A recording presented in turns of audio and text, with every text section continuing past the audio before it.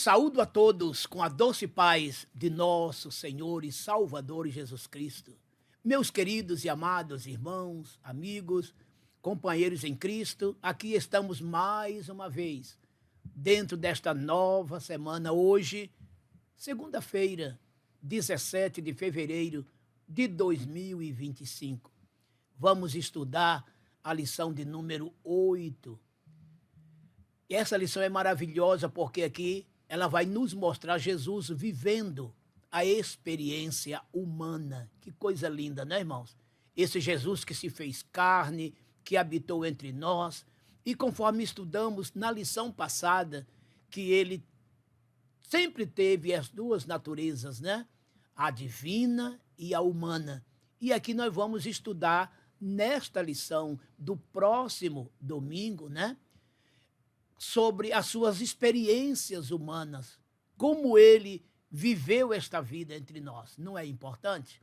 Então, agora, o irmão Peter estará lendo para todos nós aqui o título, a verdade prática, o texto áureo, a leitura em classe. Enfim, ele estará apresentando para vocês, né, como será a nossa lição e, consequentemente, lendo, né, a introdução da mesma. Irmão Peter. A paz do Senhor, amados irmãos. Hoje nós estaremos lendo a lição de número 8, que vai ser ministrada no dia 23 de fevereiro de 2025, cujo título é Jesus viveu a experiência humana. Assim diz o texto áureo da nossa lição. E percorria Jesus toda a Galileia, ensinando nas suas sinagogas e pregando o evangelho do reino e curando todas as enfermidades e moléstias entre o povo. Mateus capítulo 4, versículo 23. A verdade prática. O Senhor Jesus Cristo teve vida social, amigos, parentes, interagia com as pessoas e era conhecido dos vizinhos e moradores de Nazaré, onde fora criado. A leitura bíblica em classe se encontra no Evangelho de João, capítulo 1, versículos de 43 ao 51, e no Evangelho de Mateus, capítulo 26, nos versículos 37, 38 e 42. E assim diz a palavra de Deus. João capítulo 1. No dia seguinte, quis Jesus ir a Galiléia e achou a Filipe e disse-lhe, segue-me. E Filipe era de Betsaida, cidade de André e de Pedro. Filipe achou Natanael e disse-lhe, havemos achado aquele de quem Moisés escreveu na lei e de quem escreveram os profetas, Jesus de Nazaré, filho de José. Disse-lhe Natanael, pode vir alguma coisa boa de Nazaré? Disse-lhe Filipe, vem e vê. Jesus viu Natanael vir ter com ele e disse dele, eis aqui um verdadeiro israelita, em quem não há dolo. Disse-lhe Natanael, de onde me conheces tu? Jesus respondeu e disse-lhe, antes que Filipe te chamasse, te vi eu estando tu debaixo da figueira. Natanael respondeu e disse-lhe, Rabi, tu és o Filho de Deus, tu és o Rei de Israel. Jesus respondeu e disse-lhe, por que te disse, vi-te debaixo da figueira, crês? Coisas maiores do que estas verás. E disse-lhe, na verdade vos digo que, daqui em diante, vereis o céu aberto e os anjos de Deus subirem e descerem sobre o Filho do Homem. Mateus 26. E levando consigo Pedro e os dois filhos de Zebedeu, começou a entristecer-se e a angustiar-se muito. Então lhes disse, a minha alma está cheia de tristeza até a morte, ficai aqui e vigiai comigo. E indo segunda vez orou, dizendo, meu pai, se este cálice não pode passar de mim sem eu beber, faça-se a tua vontade. Os objetivos da lição 8, constando no plano de aula, diziam o seguinte. Primeiro, identificar a experiência humana no ministério de Jesus. Segundo, explicar as heresias que negam a humanidade de Jesus. Terceiro, reconhecer como essas heresias se apresentam atualmente. Portanto, amados, aí está a lição de número 8, onde vamos aqui aprender sobre as experiências vividas por Jesus como homem na face desta terra, como também as heresias que surgiram e que existem até os dias atuais. Conforme eu já tenho dito no transcurso desse trimestre, estas lições são muito, muito valiosas, porque elas vêm para defender a nossa fé. Como já nos ensinava Pedro, né? Que temos que ter condição para defendermos as razões da nossa fé, da nossa esperança, sem nos deixar ludibriar por quem quer que seja. Capítulo de número 2, versículos de 1 a 3, assim nos disse o apóstolo: como houve entre vós os falsos profetas, também haverá os falsos mestres, que sutilmente disseminarão entre vós heresias, blasfemando o caminho da verdade. Muitos seguirão essa gente, meus irmãos. E conforme relata Pedro, no versículo 3, por amor ao dinheiro, por avareza, eles farão comércio, negócio de vós. Que mensagem atual, não é verdade? Mas não somente ele, mas Paulo, escrevendo ao seu filho na fé, Timóteo, na sua primeira epístola, capítulo 4, de 1 até o 5, 2 Timóteo, capítulo 3, de 1 a 5, e 2 Timóteo 4, de 1 a 3, Paulo também relata das heresias, dos tempos difíceis, trabalhosos, da apostasia e desses falsos doutores, que sempre existiram na época apostólica, que seguiram durante os séculos e chegaram hoje em pleno século XXI, sempre disseminando heresias, enganando os incautos por amor ao dinheiro, fazendo comércio dentro da casa do Senhor nosso Deus. Tomem cuidado.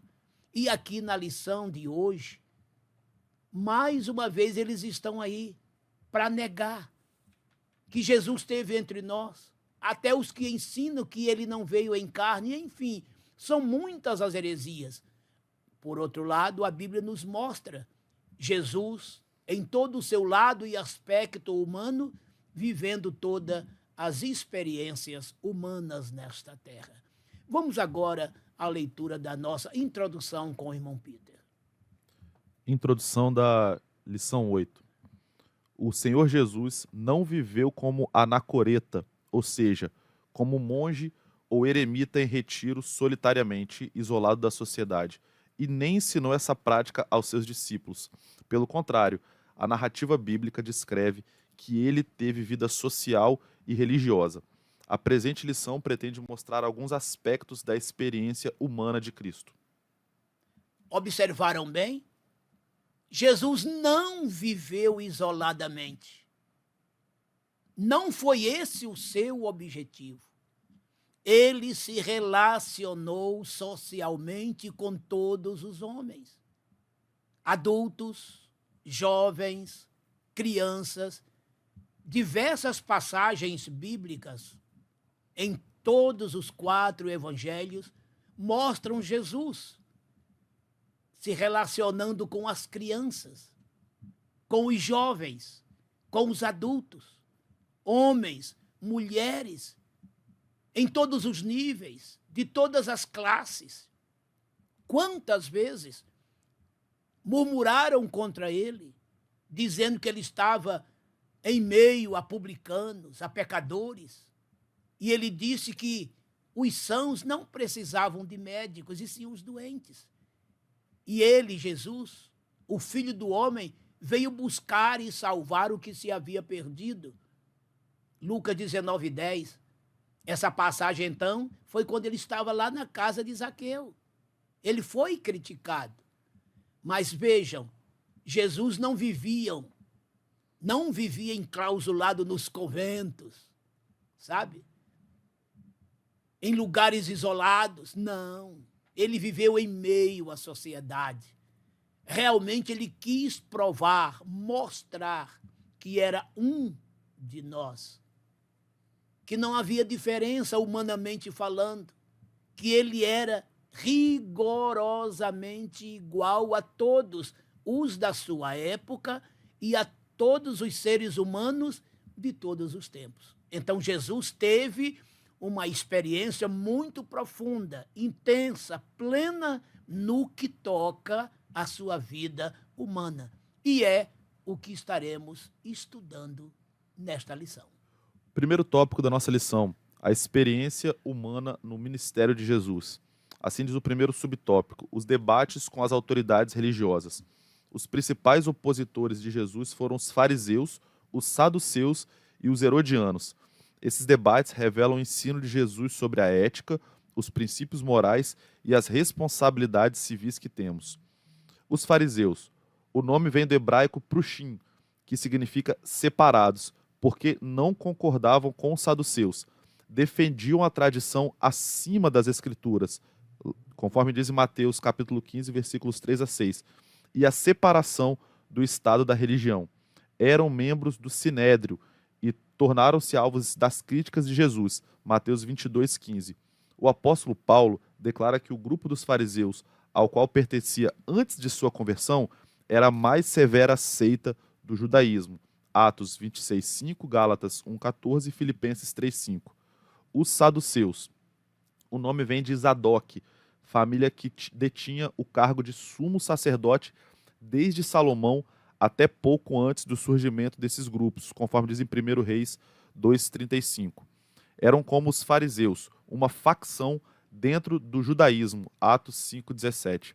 Alegavam aceitar apenas os 5 livros de Moisés, o Pentateuco, com certa reserva, pois não acreditavam em anjos, espíritos e nem na ressurreição, Atos 23:8, e rejeitavam os demais livros do Antigo Testamento. Muitos deles eram sacerdotes e exerciam fortes influências no Sinédrio. Eram inimigos mortais de Jesus. Uniram-se aos fariseus, superando todos os obstáculos ideológicos, a fim de somar as forças e matarem a Jesus. Agora, os herodianos eram os apoiadores da dinastia de Herodes, uma espécie de marqueteiros, buscando convencer o povo para impedir um governo direto de Roma.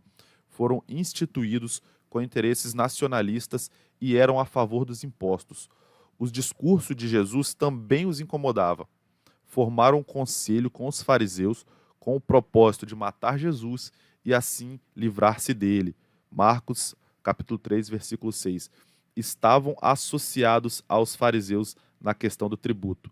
Mateus 22:16, Marcos 12:13. Pastor Mário. Este primeiro subponto é muito interessante, né? Olha que como Jesus se relacionava com todas as classes sociais, inclusive, entre aspas, as religiosas, não é? Vocês estão vendo aqui 3 grupos: fariseus, saduceus e os herodianos. Os fariseus começaram muito bem, como também os próprios saduceus. Todos eles começaram bem. Vocês vejam que os saduceus eram oriundos de Sadoc, que tinha sido sumo sacerdote ainda na época de Salomão. Os fariseus começaram um pouquinho depois da época de Esdras para cá. Eles começaram muito bem. Depois se dividiram, viraram facções religiosas. Os fariseus, os chamados doutores da lei, que todo sábado estavam nas sinagogas ensinando, não é? Vejam que Jesus faz pesadas críticas àquela classe. Leia principalmente o capítulo 23 de Mateus. Vocês vão ver logo no começo do capítulo, os versículos 1, 2, 3, 4, 5. Jesus chega até a dizer que o povo praticasse até o que os fariseus ensinavam, mas que o povo não fizessem o que os fariseus faziam. Isso quer dizer o quê? Que eles não viviam o que ensinavam. Isso quer dizer que no transcurso da história, eles foram se tornando meros ensinadores, mas totalmente distanciados de Deus. Viraram verdadeiros hipócritas. Eles não viviam o que ensinavam. O que eles ensinavam era certo, era correto, pois era a lei. Mas eles não viviam o que ensinavam. Então Jesus chegou a dizer isto. que o pessoal obedecesse o que eles ensinavam, mas não praticassem o que eles praticavam. Quantas vezes Jesus chegou a dizer: ai de vós, escribas e fariseus hipócritas, comparando eles a sepulcros caiados, que por fora eram bem pintados, bonitos, formosos, mas por dentro estavam cheios de ossos podres, em estado de putrefação. Quando chega no versículo 15 do capítulo 23 de Mateus, ele chega a dizer: vocês percorrem céus e terras para fazer um prosélito judeu, e depois vocês tornam este prosélito filhos do inferno 2 vezes pior que vocês. Vocês estão vendo? Esse era o quadro. Agora, a exemplo de Paulo, a própria Bíblia diz que Paulo foi um fariseu zeloso. Isso quer dizer que tinha gente séria, como tem gente séria em todos os lugares, não é? E existe gente desonesta em todos os lugares. Mas o farisaísmo tomou conta, o lado hipócrita da situação. O grupo que começou bem lá no passado, na época de Jesus, na sua maioria, era hipocrisia pura. Os próprios saduceus, que começaram bem também, no transcurso da história se perderam, chegando ao ponto de se tornarem tão incrédulos, mas tão incrédulos, de não acreditarem em anjos, espíritos, ressurreição. E vejam, irmãos, estavam no meio dos sacerdotes, estavam no meio daquela turba. Vocês estão vendo, irmãos? Já os herodianos, como o nome já está dizendo, na verdade, irmãos, era um grupo de bajuladores de Herodes. A verdade é esta. E como eles eram bajuladores de Herodes, vivendo com ele sempre nos palácios, eles se tornaram um grupo forte e se misturaram com os fariseus, com os saduceus e etc. Agora, vejam, se os saduceus doutrinariamente eram totalmente divergentes, adversários e até inimigos dos fariseus, para matarem Jesus, eles se uniram. Herodes, por sua vez, com o seu grupo, se ajuntou a esses 2 grupos facciosos da religião. Também, os herodianos, no caso, se ajuntaram para matarem a Jesus. Vocês estão vendo? Eles de tudo faziam para ver se apanhava Jesus em alguma falta. Quantas perguntas capciosas! E Jesus lhes respondia à altura, e eles ficavam envergonhados. Porque Jesus sabia que enquanto o seu tempo de morrer não chegasse, jamais eles poderiam lhes colocar as mãos. E isso aconteceu. E por 3 anos e 6 meses, enfrentando aquela gente, Jesus exerceu o seu ministério poderoso, fecundo em toda a terra de Israel. Coisa linda, não é verdade? Mas isso prova que Jesus esteve no meio deles. Jesus conversou com eles. Jesus disputou com eles, discutiu com eles, sem jamais perder. Mas veja que foi uma experiência profunda, marcante, no seu lado humano, que ele teve com aqueles líderes religiosos. Vamos agora, então, ao 2º e 3º subpontos. O segundo subtópico fala sobre a vida social e religiosa de Jesus. O mestre participava de uma vida social intensa. A escolha dos seus discípulos, como Filipe, André, Pedro e Natanael, aconteceu num ambiente entre amigos. João capítulo 1, versículos de 43 a 46. Os 2 primeiros capítulos de Lucas apresentam um começo muito humano de Cristo, apresentando amigos, vizinhos, parentes como Zacarias e Isabel.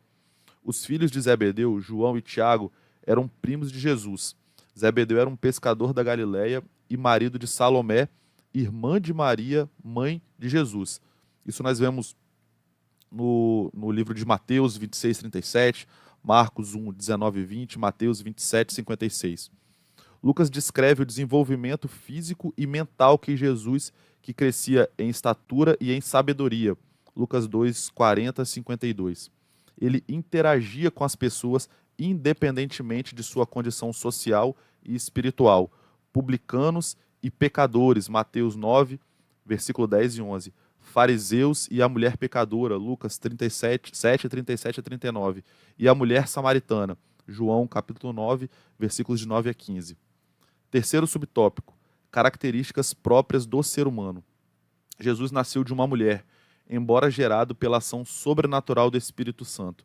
Seu nascimento, contudo, foi normal e comum como o de qualquer bebê. Lucas capítulo 2, versículos 6 e 7. Ele sofreu, chorou e sentiu angústia. Hebreus 13, 12, Lucas 19, 41, Mateus 26, 37. Sentiu sono, fome, sede e cansaço. Isso está relatado no livro de Mateus 8, 24, João 4, 6 e João 19, 28. Jesus morreu. A diferença é que não ficou morto como qualquer pessoa, mas ressuscitou ao terceiro dia, passando pelo ardor da morte. 1 Coríntios 15, 3 e 4. Ainda como homem, ele dependia tanto da oração como também do Espírito Santo. Lucas 4, 1 a 14, 5, 16, 6 a 12. O Senhor Jesus Cristo, em sua experiência humana, participou de nossa fraqueza física e emocional, mas não de nossa fraqueza moral e espiritual. João 8, 46 e Hebreus 4, 15. Pastor Mário. Observamos nesses dois subtópicos aqui que a experiência humana dele era marcante. Marcante. Entre os seus discípulos, quando ele chamou para o ministério, a Natanael, a Filipe, a Pedro, a André, não é verdade? Eles estavam juntos, eles tinham uma vida comum. E por ali, irmãos, praticamente era todo mundo parente. Não tem essas comunidades do interior onde todo mundo se conhece e a maioria tem um grau de parentesco muito forte, muito profundo. Não era diferente ali em Nazaré, no estado da Galileia, principalmente, né, que entre as tribos de Israel, o parentesco era muito grande. Na pior das hipóteses, todos eram primos, não é? Porque eram todos descendentes de quem? De Jacó. E de Jacó as 12 tribos. Então vejam, os descendentes de Rubens eram sobrinhos de Levi, que por sua vez sobrinhos de Judá, de Simeão, Dan, Naftali, Gade, Assé, José, Benjamim, e etc, e etc. E quando se tratava, então, de comunidades menores, vilarejos, aí o parentesco era muito maior e muito mais forte. Uma coisa que não está nesses dois subtópicos e que eu vou acrescentar aqui é o capítulo 2 do Evangelho de João, dos versículos de 1 a 10.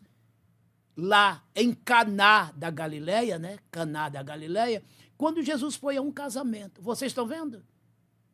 Tinha lugar melhor de se relacionar? Olha bem, Jesus foi convidado a um casamento. E foi ele, sua mãe, seus irmãos, para vocês verem que Jesus tinha uma participação intensa no meio da sua comunidade, da sua sociedade de então. E foi naquele casamento onde ele operou o seu primeiro milagre, conforme muito bem vocês conhecem, transformando a água pura em vinho. E não foi pouco vinho, né? Porque ali tinham 3 talhas que cabiam, né? Entre 2 ou 3 metretas. Cada metreta aqui equivale a 40 litros. Ou seja, se era 2 ou 3 metretas, cada talha daquela era de 80 a 120 litros. Cada metretas daquela. Né? E se fosse 3, então 120 vezes 3, olha aí, cerca de 360 litros aproximadamente. Muito vinho.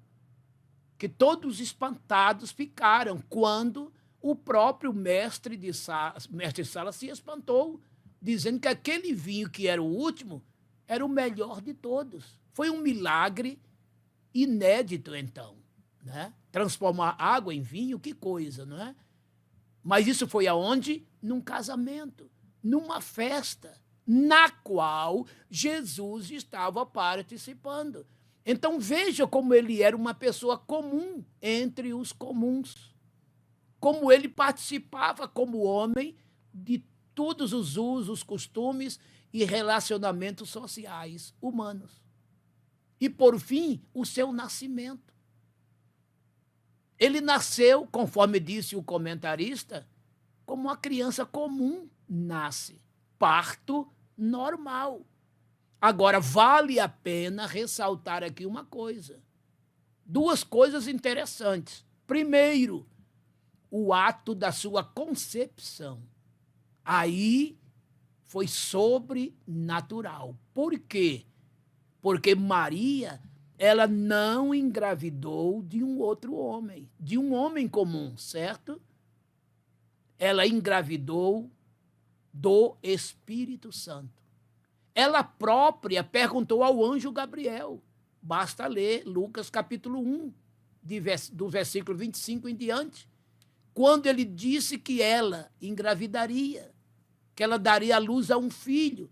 E ela perguntou ao anjo, como pode ser isto se eu não conheço o varão? Então ele disse, olha, virá sobre ti a sombra do Espírito Santo e conceberás e darás à luz a um filho. Seu nome será Jesus. E ele vai se assentar no trono de Davi, o seu pai. Olha aqui, outra vez falando do seu lado humano, tá vendo? Cumprindo-se literalmente o que disse o profeta Isaías. O Senhor vos dará um sinal. Uma virgem conceberá e dará à luz a um filho, e o seu nome será Maravilhoso Conselheiro, Deus Forte, Pai da Eternidade e Príncipe da Paz. Isaías, capítulo 9, versículo 6. Cumpriu-se literalmente esta palavra, 730 anos depois, aproximadamente, na vida daquela moça de Nazaré, Maria. Muito bem. Chegando a hora do nascimento, não foi diferente. Maria estava grávida e a criança nasceu. E foi também outro nascimento diferente, porque foi um nascimento virginal. Num primeiro momento, sobrenatural. Por quê? Porque ela concebeu do Espírito Santo. Não houve contato humano. Então aí, uma concepção sobrenatural. E agora, um nascimento virginal. Porque, em regra geral, né, todas as mulheres que tinham seus filhos de partos normais não eram mais virgens, certo? Já tinham tido uma experiência sexual durante meses ou anos.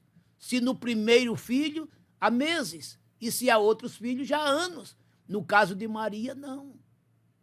Ela permaneceu virgem, porque está escrito em Mateus capítulo 1, versículo 24, que José não a conheceu até que nasceu o primogênito, o seu primogênito, o primogênito de Maria. Está vendo? Então ela permaneceu virgem até o nascimento. E aí aconteceu outro fato sobrenatural na minha maneira de perceber. Por quê? Porque, irmãos, imaginem uma moça em um lugar que vocês todos já conhecem a história, numa estribaria, sem nenhum recurso. A criança não nasceu no hospital, não tinha sequer parteira por perto, não tinha lugar nas estalagens, nos hotéis, nas pousadas, a cidade estava lotada. Foi dada a ela uma estribaria, um lugar onde os animais dormiam, comiam. Foi entre os animais que a criança nasceu. Aquilo ali estava preparado para tudo dar errado. Imaginem, certamente ela sendo virgem, sequer tinha passagem para aquela criança nascer. Se fosse hoje, né, seria uma cesariana imediata, não é verdade? Olha os riscos que aquela jovem passou. Primeiro, virgem, Em segundo lugar, não tinha passagem para nascer aquela criança. Num lugar inóspito. Não tinha nenhum recurso, de qualidade nenhuma. José não tinha nenhuma experiência nesta área. Somente mesmo a intervenção divina. E tudo deu certo, por quê? Porque nada mais e nada menos ali estava nascendo o eterno Filho de Deus, que agora em homem se tornava e de uma virgem nascia, como disse depois Paulo aos Gálatas, capítulo 4, versículo 4, completando-se as plenitudes dos tempos, nascido sob a lei e nascido de mulher, nos veio o Redentor, nos veio o Salvador, nos veio o Filho de Deus.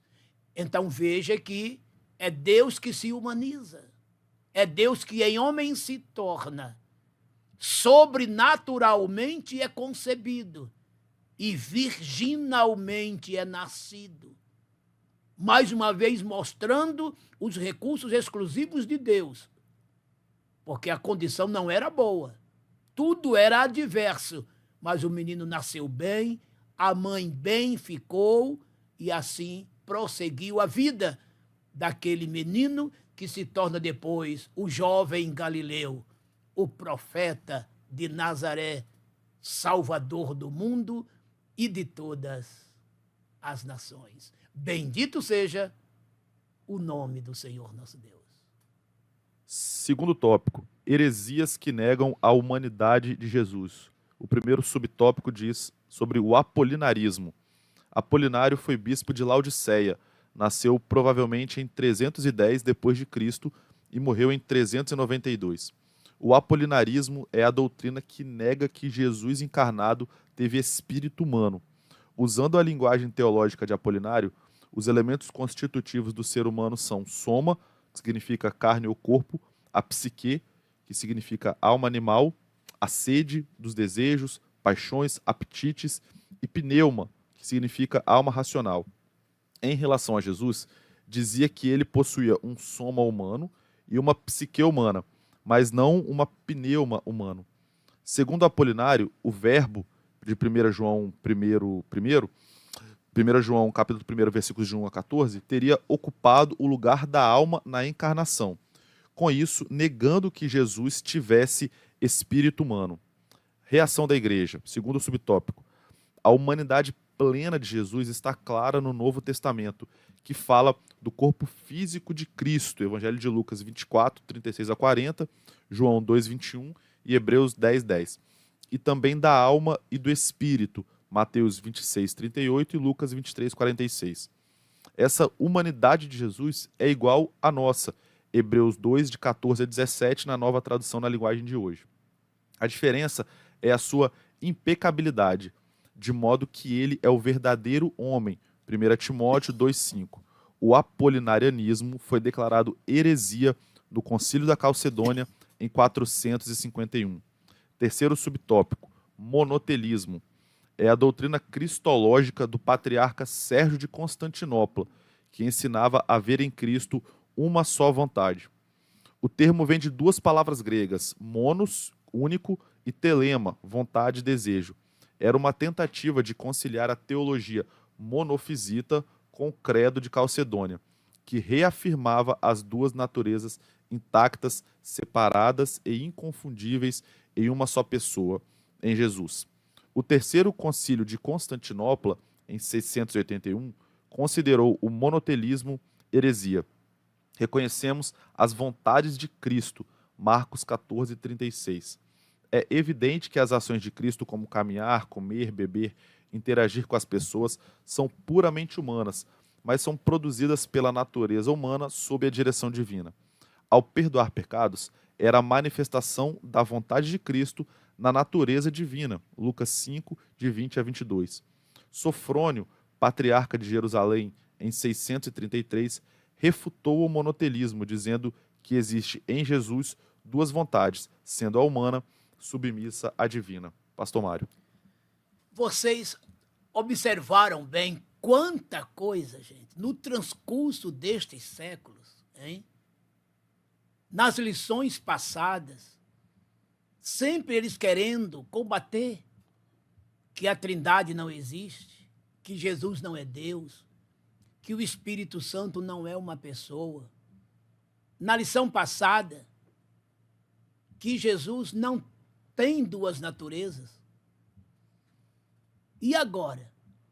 Vocês estão vendo? Que doutrina terrível! Dizendo que Jesus tem corpo, tem alma, mas não tem espírito humano. É diferente. É um outro tipo de espírito. Moral da história, tirando a humanidade de Jesus, ficando uma coisa assim difícil, obscura de se entender. Se Jesus é 100% homem, conforme estudamos na lição passada, então ele tinha, sim, espírito, alma e corpo humanos, assim como eu e você, que agora está me assistindo e me ouvindo. Entretanto, esse cidadão aqui ensinou que não. Ele só tinha alma e corpo humanos. O espírito era uma outra coisa diferenciada. Tudo errado, irmãos. Completamente errado. Então, isso aqui é uma conclusão da lição passada, que poderia ter sido até inserida, né? Porque está se tratando de quê? Da humanidade plena de Jesus. E se ele foi plenamente humano, de fora para dentro, né? Ele tinha corpo humano, alma humana e espírito humano, porque ele era homem. Já na segunda tese aqui, os monotelistas, a palavra mono vem outra vez, que quer dizer um só. E o teles aqui está se falando de vontades. Que Jesus não tinha vontades, e sim uma só vontade. Aí volta toda aquela história, né, do monofisismo, né? De que ele é uma pessoa diferenciada como natureza. No monofisismo, as duas naturezas estão misturadas, que já é o contrário daquela outra, né? Que Jesus era duas pessoas, para ter duas naturezas eram duas pessoas. E nós sabemos que não era, que Jesus era uma pessoa com duas naturezas. E o monofisismo é Jesus com as suas duas naturezas misturadas numa só. E não era uma natureza, duas naturezas misturadas numa só. Eram duas naturezas. E a exemplo do monofisismo, agora vem o monotelismo, dizendo que ele não tinha duas vontades. Vamos colocar aqui duas vontades, a divina e a humana. Era uma vontade só. No caso, ou divina ou humana, né? Mas era uma só. Tudo errado. Jesus tinha, eu estou falando em termos de época, viu, irmão?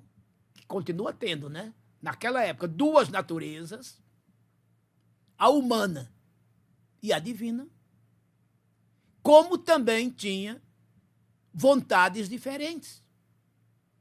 Quando ele dizia, perdoados são os teus pecados, aqui está entrando em ação a vontade divina. Se queres, bem podes limpar-me, disse o leproso a ele. Ele disse, eu quero ser limpo. Vontade divina. Mas quando ele sentia fome, vontade de comer, vontade humana. Vontade de beber água, vontade de dormir, vontade de descansar, vontades naturais de um ser humano. Tudo porque ele tinha os dois lados, meus amados. Tanto o divino quanto o humano. Sempre que ele dizia que queria fazer alguma coisa sobrenatural, vontade divina. E tudo quanto ele queria fazer no seu sentido natural, vontade humana. Nada de monotelismo. Em vez de ser mono, era bi, era tri, era tetra, era poli. Várias vontades.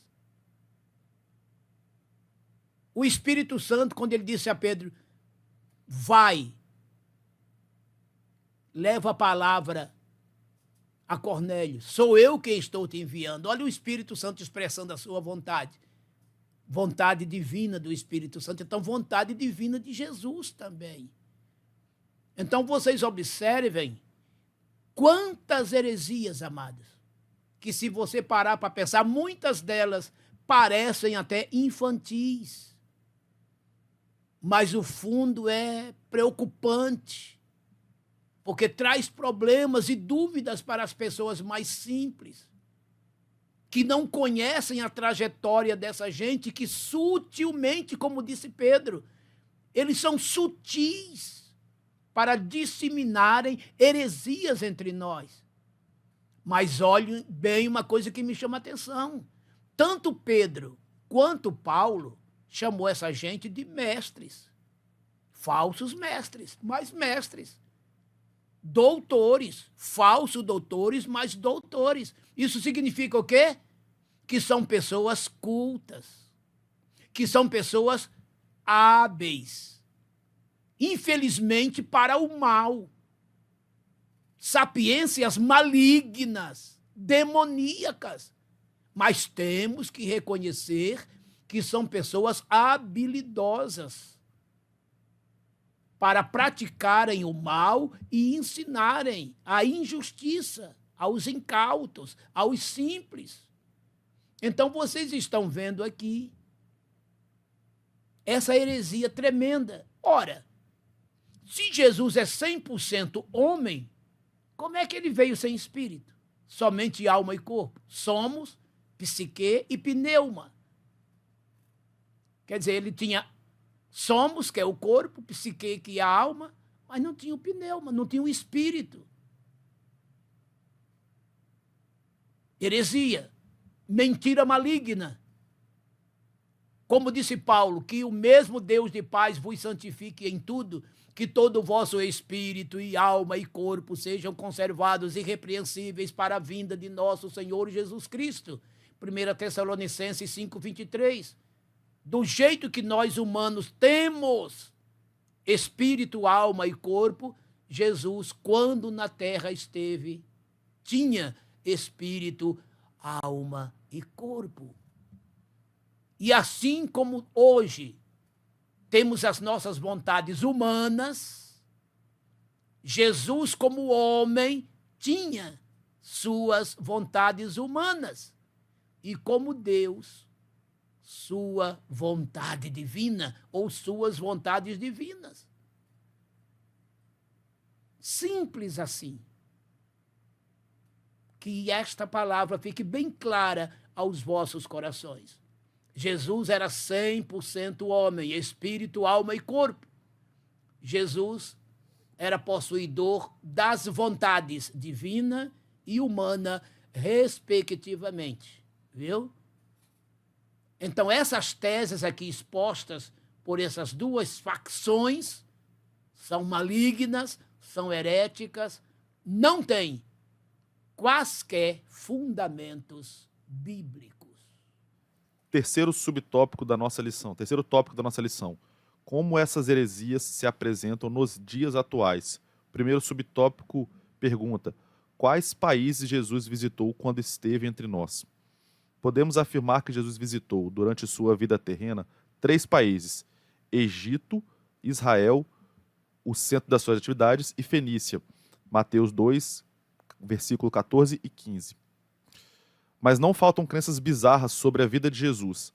Não somente o movimento Nova Era, mas vários grupos ocultistas costumam ensinar que Jesus esteve na Índia e os Mormons declaram que ele esteve nos Estados Unidos. A Bíblia, porém, nada disso menciona e ensina-nos a rejeitarmos as fábulas. 1 Timóteo 4,7. Os evangelhos não mostram um Jesus estranho em sua comunidade, e muito menos um forasteiro. Mateus 13, 55 a 57, João 7, 15, 27, 41 e 42. Segundo subtópico, Jesus era visto como alguém da comunidade. Essa invenção desses esotéricos contraria o relato dos evangelhos, Lucas 4, 22 e 24, onde o Senhor Jesus é apresentado como alguém que era natural na comunidade de seu povo, Israel, e não como estrangeiro. Sua maneira de viver e os seus ensinos refletem a cultura judaica, e nada há que se pareça com a cultura hindu. Não é este carpinteiro, filho de Maria, irmão de Tiago e de José e de Judas e de Simão? E não estão aqui conosco suas irmãs? Escandalizavam-se nele. Marcos 6, 2 e 3. Ora, tal atitude do povo não se justificaria se Jesus fosse um recém-chegado da Índia. Pastor Mário. Quanta coisa, né, meus amados? Até mesmo as fábulas heréticas chegam até nós. Como essas religiões aí. Foi bem claro, né? Jesus esteve no Egito, principalmente quando criança, né? Quando o anjo mandou José levar o menino com a sua mãe para o Egito para fugir da perseguição de Faraó. Desculpe-me, de Herodes. Faraó, porque eu estou falando do Egito aqui, né? Então ele foi levado ao Egito, né? Cumprindo-se até depois uma profecia do profeta Osé, dizendo: do Egito chamei o meu filho. Olha só que coisa linda, né? Então, ele ficou lá os seus primeiros aninhos ali, até que Herodes falecesse e seus inimigos, né? E ele voltou então para Nazaré, onde cresceu, onde se tornou jovem. Nazaré, Galileia, o jovem Galileu. Por ali ele permaneceu. Ele não foi para a Índia, nem apareceu nos Estados Unidos, nem veio no Brasil. Estou falando isso humanamente falando, né? Porque como Deus, ele é onipresente hoje e está em toda parte do mundo. Inclusive aqui, nesse estúdio, e aí pertinho de você, onde você está, em qualquer parte deste planeta. Tá certo? Moral da história. Jesus viveu entre o povo. Ele nunca foi um estrangeiro. Ele nunca foi um forasteiro. Não. Ele sempre viveu em meio à sua comunidade. Ele nunca foi muito longe. O seu ministério foi todo exercido ali na Galileia, depois no estado, na Judéia, enfim, em Israel. E foi ali que ele nasceu, e foi ali que ele morreu. Dali ele subiu aos céus, e é ali que ele vai descer, reinar durante 1000 anos sobre toda a terra. Jerusalém será a capital indivisível de Israel e a capital do mundo inteiro. E ele, Jesus, será rei, um só Senhor, sobre toda a terra. Zacarias capítulo 14, versículos 9 e 10. Então, meus amados, Jesus, homem, viveu experiências marcantes e humanas. Ele sentiu fome, sentiu sede, cansaço, sono. Por tudo ele passou. A Bíblia chega a dizer que em tudo ele foi tentado, assim como eu e você. A diferença é que ele nunca pecou. Santo, santo, santo, permaneceu do primeiro ao último dia de sua vida. A Bíblia também diz que da sua boca nunca se ouviu um engano. Por quê? Porque ele é a verdade. Ele próprio disse: Eu sou o caminho, a verdade e a vida. Ninguém vem ao Pai senão por mim. João 14, 6. Então, meus amados, chegamos a essa conclusão de que Jesus foi um ser como cada um de nós, humano como cada um de nós, 100% homem e 100% Deus, que se humanizou e veio para nos salvar por meio da sua morte vicária na cruz do Calvário. Isto é maravilhoso para cada um de nós. Você tem um Deus que em homem se tornou, de uma virgem nasceu, entre nós viveu, em nosso meio morreu, em nosso meio ressuscitou, e dentre nós foi recebido lá no céu, e voltará outra vez para buscar um povo especial, zeloso e de boas obras. Tito 2,14. Que o Senhor nos abençoe. Vamos agora para a nossa conclusão, né? Antes, porém, vamos aqui a alguns anúncios, né? Avisando a todos que temos os nossos cultos, todas as terças e quintas-feiras, às 19h30. Domingo, a nossa tradicional escola dominical, às 8h30 da manhã. Você é o nosso convidado especial. Aqui na nossa igreja nós temos uma revista para cada faixa etária. Isso é uma bênção, viu? E cada faixa etária dessa recebe estas lições com o seu linguajar próprio. Temos professoras aqui especializadas para as nossas crianças, também para os infantos juvenis de um modo geral, jovens, adultos, enfim. Venha conhecer a nossa escola dominical. Todos os domingos, 8h30 da manhã. E às 17h45, o nosso grande culto vespertino de adoração, de louvor ao Senhor nosso Deus. Tudo isto nesse domingo que vem. E durante a semana de segunda a sexta-feira, 8h da manhã, temos aqui oração. Ao meio-dia, momento de oração com o pastor Elvis. Tem sido um momento importantíssimo, onde você tem a oportunidade de fazer aqui o seu pedido de oração, de orar a Deus e ser por Deus abençoado. Isso é muito, muito importante, né?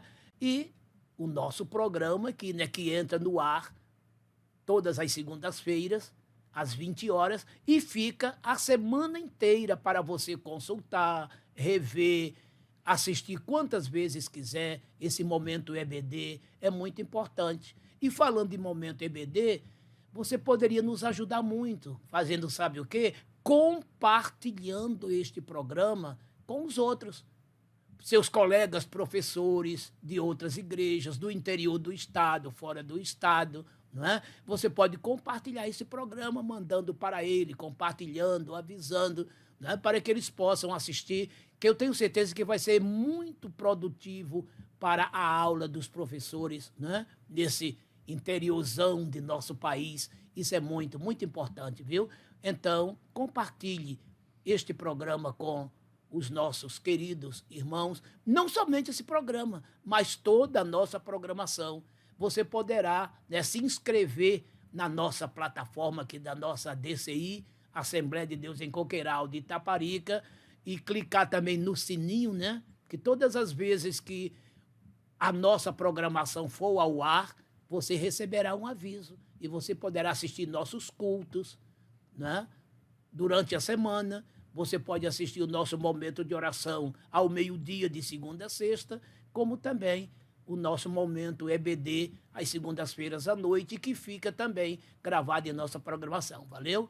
Então, são esses os nossos avisos para todos vocês. Vamos, então, agora à conclusão da nossa lição de hoje. Irmãos, vamos à nossa conclusão. É nosso compromisso seguir o exemplo de Jesus no relacionamento com as pessoas. é importante que nunca nos esqueçamos os pontos essenciais da presente lição sobre a verdadeira identidade do Senhor Jesus. Ele é o Deus verdadeiro em toda a sua plenitude, igual ao Pai.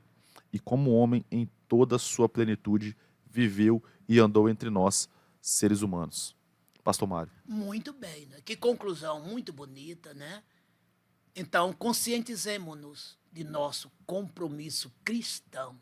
Siga a Jesus como ele é, Deus e homem. Creia sempre na sua natureza dupla, divina e humana.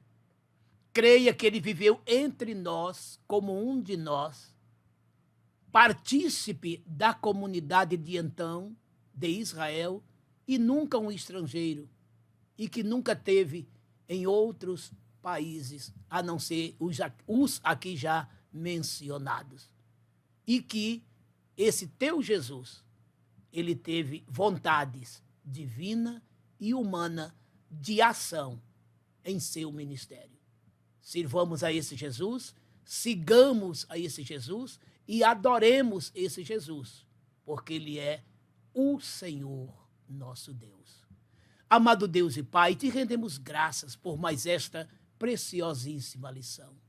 Senhor, teu Filho esteve entre nós, viveu como um de nós e se relacionou com todos os seres humanos como homem que ele foi. Te louvamos por tudo isto, ó Pai. E em nome dele eu te peço, estenda a tua mão para curar os enfermos e solucionar os problemas. Todas estas coisas eu te imploro, te peço, em nome do teu Filho Jesus Cristo, meu Senhor e Salvador. Amém. Amém.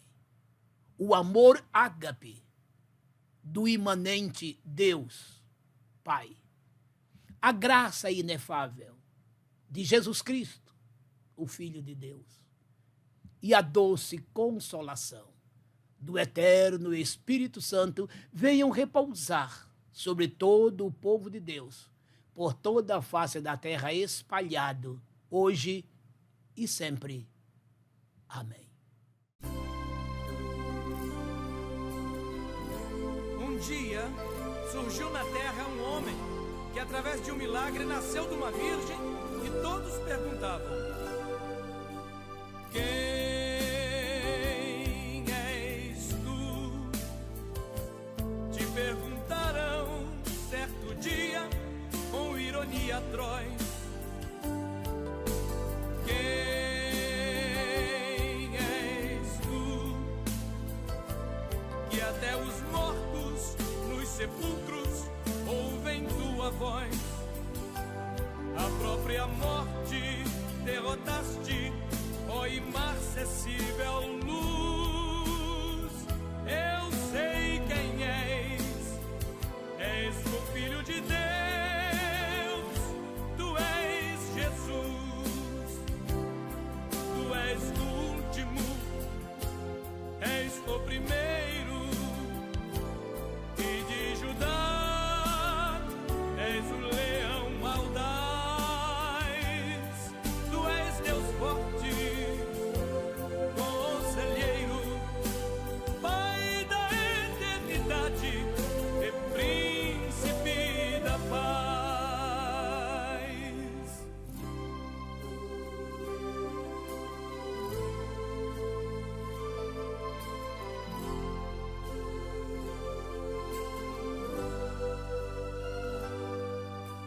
Deste amor ao pobre homem que sofria muitas opressões. Cada vez que tu falavas, libertavas grandes multidões. Eternamente és o mesmo. Aleluia. Sei quem és, excelsa luz, és o Filho de Deus, tu és Jesus.